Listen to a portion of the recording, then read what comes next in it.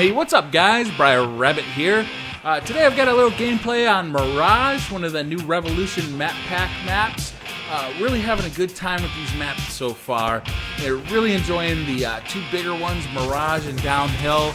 Also though, I really like Grind. Hydro is really fun. It's a really good shotgun map I'm finding.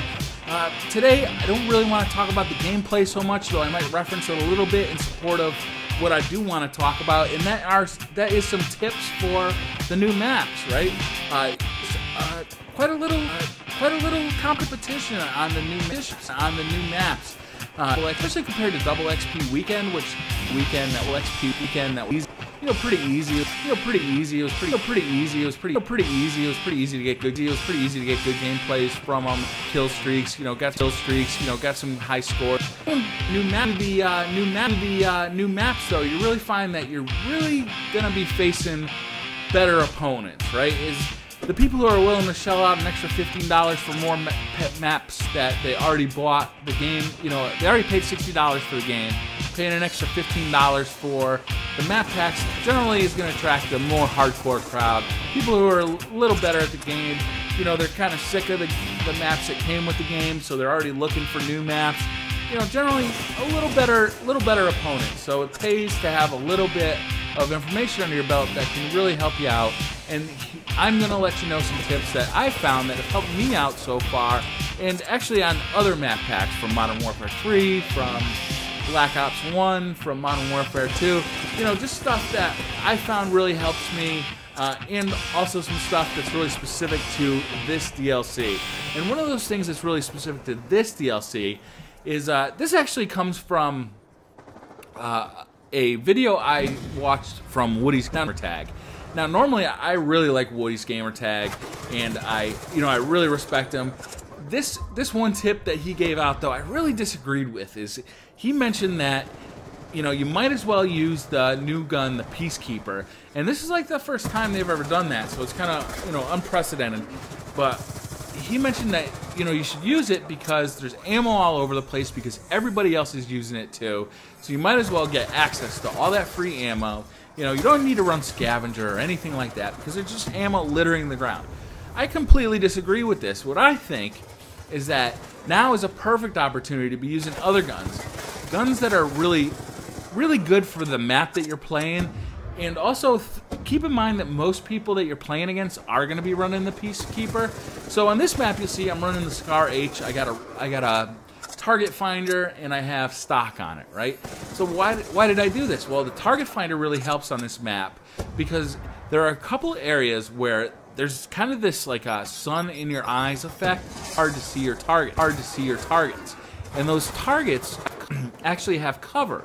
So you got the sun kind of behind their backs, and they're head glitching. It's really hard to see them. With the target finder, you can pick up if you're using a a long range gun like an assault rifle or an LMG, or you can't use a target rifle, sniper rifle, but on a gun that really can use that, is you can really take advantage of the fact that these people are using the Peacekeeper, and you can really get an advantage here.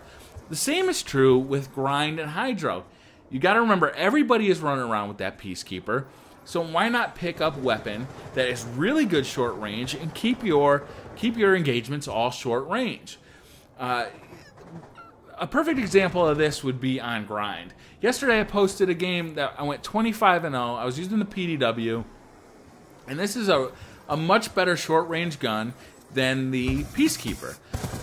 I won a lot of gunfights that I was equally matched on, and I did really well that game. I think a lot of that has to do with I picked the PDW over the Peacekeeper for that.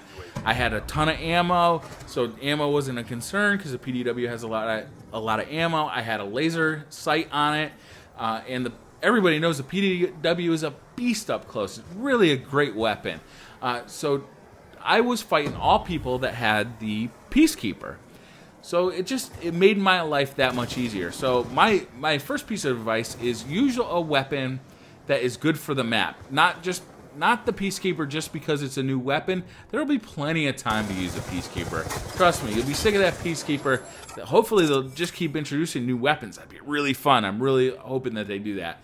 So my next tip is really to dust off those assault rifles, especially on downhill and on this map, Mirage. They are invaluable on these two maps. These have huge lines of sight. It is really, really important to be able to aim down those. You know, there are some really close quarters opportunities on these maps, and you're going to find that people are going to be using shotguns and short-range SMGs on these maps. But you can really control your engagements, really kind of you know, keep those people at arm's length and use your assault rifle really effectively, which really has been hard on the maps that came with the game. Another tip I got is to actually learn these maps. And I got two tips for learning the maps really fast, right? One of them is to actually use a custom game, right? Use a custom game, put in a whole bunch of bots, and then in theater mode, you can actually watch those bots run around. You can actually do this in anything, but you can watch these bots run around from an overhead perspective, right? This does two things for you. It shows you spawn points. It shows you where the traffic patterns are going to be, where all the kill spots are going to be, but it also helps give you an overhead layout of the map itself. And that is really important. Just when you're navigating the map, you know you want to get to one spot. What's the quickest route to get there? What's a good flanking route? I know where the enemy is. I want to get in behind them. I don't want to just confront them face on. Having an overhead perspective of the map is really useful for that. And, you know, it's really easy to see, and it's really easy to see the spawn points and the traffic patterns by just going into theater mode, zooming out, going to that high up perspective, and just checking it out. This is really valuable. And it really works, and you only have to do it once for each map, and you'll kind of get the point really quick. It's really good. Also, my other tip for learning new maps is to start small. Right? What you want to do is start in a small area, really patrol in a small area. You'll learn all the nooks and crannies of that area, and as you learn and as you get comfortable in that area, you kind of branch out from there. You kind of keep increasing that area.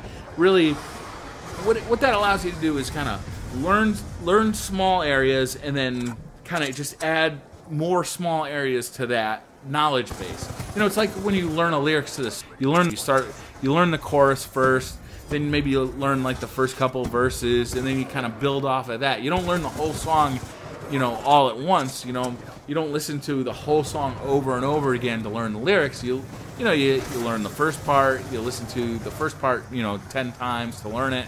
And then you kind of start listening to the second part, and you listen to the first part and the second part 10 times to learn it. You know, it's the same idea, right? Is you just start with a small area, and you kind of branch out from there. This has helped me with all the map packs that have ever been introduced, and with all the new games that have been introduced. Is, you know, it really pays to kind of get comfortable with your area, right? And like own that area and know everything about that area, and then kind of branch out, and you'll continue to learn those smaller areas, and then overall it'll give you this broad perspective on all the routes and all the little kind of details of where people hide and where people come from. It's really good. So that pretty much does it for the gameplay. You know, I'd really encourage you guys, if you like this video, hit that like button. If you want to see more videos by me, hit that subscribe button. I make almost a video a day. I try and get at least 5 a week. In just a second here, up on the left-hand side, you're going to see a couple of videos you might have missed. On the left side, we have a 25-0 team deathmatch on Grind, just kind of a random commentary. And on the right-hand side, I talk about score streaks and the combinations of score streaks that are good to use in this game. Thanks a lot for watching, and I'll see you guys in the next video. Bye.